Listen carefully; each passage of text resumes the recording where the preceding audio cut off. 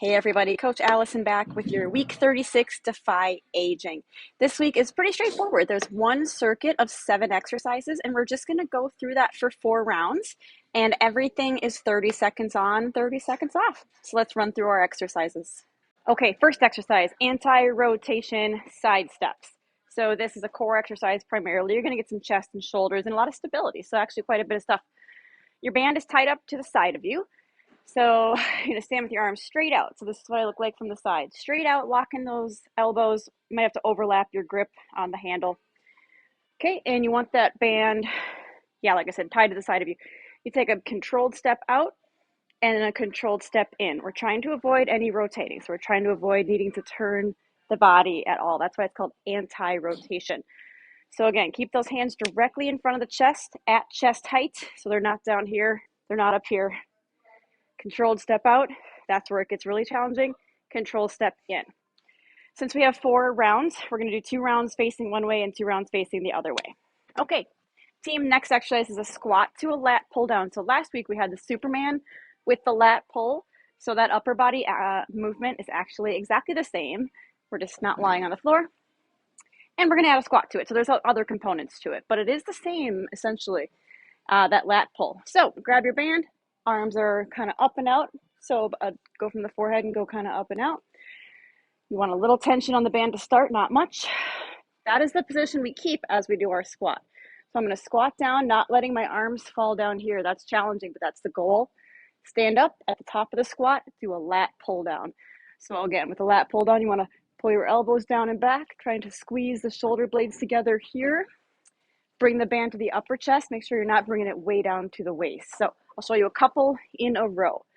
Squat, up, pull. Squat, up, pull. As you pull down and back, you're also pulling apart. So you should end your arms kind of in a W shape. See how I'm making sort of a W? Whatever this is. Okay, that is our squat to a lat pull down. All right, team, next exercise, half kneel press out. We do quite a bit of stuff in this half kneel position. It's great for core stability, strength. So what we're going to do is a press out, which is a shoulder and chest exercise, a little bit of core as well, in our half kneel position. So one knee down, one knee up. Make sure there's a 90-degree bend in each knee, meaning we don't want the leg too straight, but we don't want it too bent 90 degrees. You can use a variety of things for the weight you're going to be using. I'm using a lighter medicine ball. You can use a plate, like a 5 or a 10-pound weight plate that our coaches can go into the weight room and get, or you can use a dumbbell. But you want it to be on the lighter side, and I'll show you why. What you're going to do is sit up tall and straight, and we're going to press the arms forward, pull back, hence press out. We're pressing it out.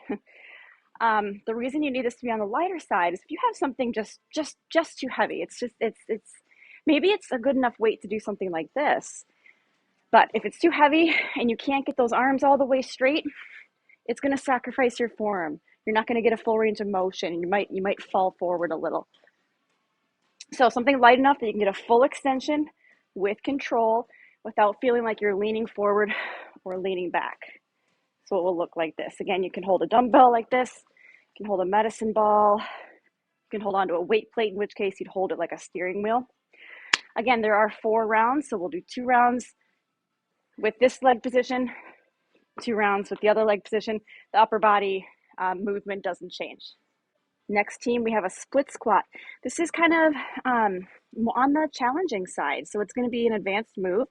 You can make some alterations to it, as I'll show you. So, split squat. Think of it like a lunge, which we did last week. We did a reverse lunge last week. So a split squat essentially keeps you in that lunge position continually. So you don't step the feet together or you don't take forward steps. So take your big step forward. That was, I didn't mean to do it that big. Roll up onto your back toe. You have to do that or you're not going to be able to do a split squat or a lunge properly. So you have to roll up on the back toes, bend both knees as low as you're comfortable going without sacrificing form and leaning forward like this. So this isn't what we want to see. Instead, that chest is up, back is straight, and you sink straight down by bending both knees. So notice I'm just keeping my feet planted in one position. I'm not stepping the feet together between each rep. That would be a lunge. This is a split squat. That's the difference. Again, there are 4 rounds, just like the first 2 exercises, 4 rounds. So we'll just stay on one side for the whole set, like this. And then the next round, we'll switch sides and we'll end up doing 2 rounds on each leg. Next up, single arm farmer's carry. Your coach will have a designated space ready for this. So you're gonna have, ideally we want to use kettlebells for this. You can use a dumbbell, whatever. It's just kettlebell versus dumbbell, even if it's the same weight.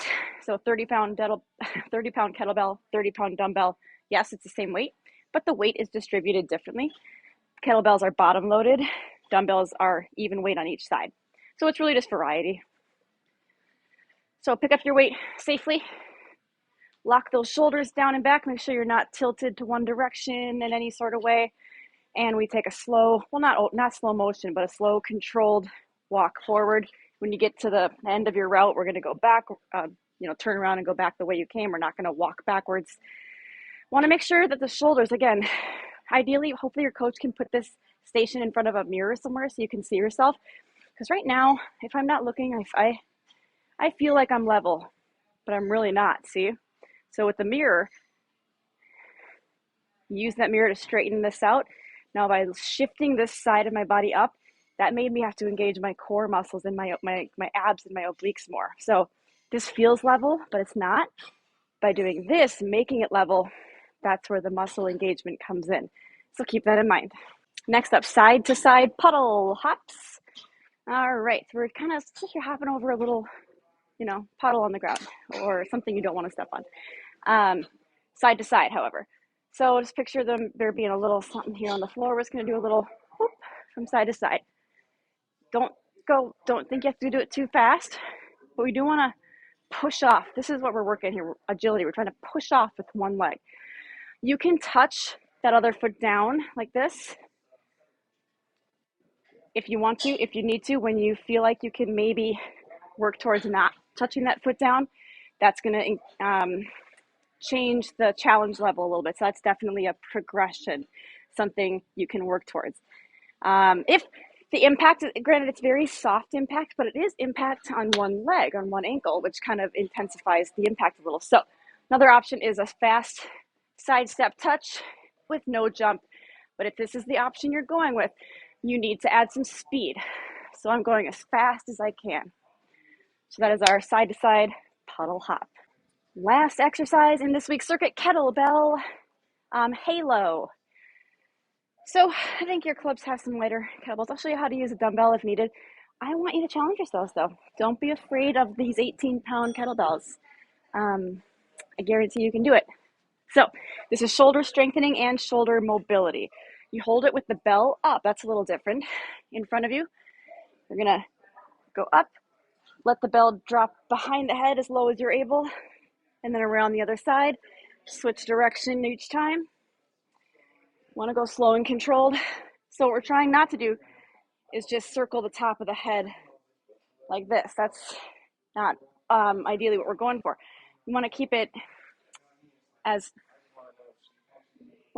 low and as close into the head as possible. So I'm keeping it low and I'm keeping it really tight into my head. I'm even kind of messing up my hair a little bit. Okay.